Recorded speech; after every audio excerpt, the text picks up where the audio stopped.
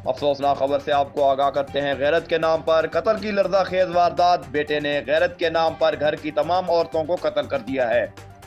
خانیوال تھانہ صدر کبیر والا میں قتل کی لرزہ خیز واردات پیش آئی، جہاں ملزم نے کھیت میں کام کرتی 3 بہنوں کو فائرنگ کر کے قتل کر دیا، جبکہ گھر آ کر اپنی ماں کو بھی قتل کر دیا ہے۔ پولیس کی بھاری نفری کے پہنچتے ہی ملزم موقع سے فرار ہو گیا ہے۔ مقتولین میں 15 سالہ حلیمہ، 20 سالہ آمنہ، 22 سالہ سمینہ اور 50 سالہ ماں حسینہ بی بھی شامل ہیں۔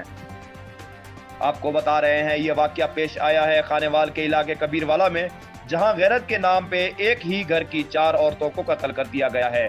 ملزم فرار ہو گیا ہے۔ پولیس کی جانب سے کارروائی شروع کر دی گئی ہے۔ قتل کرنے والا ملزم گھر کا بیٹا ہے، جس نے اپنی 3 جوان بہنوں اور ماں کو قتل کر دیا اور موقع سے فرار ہو گیا ہے۔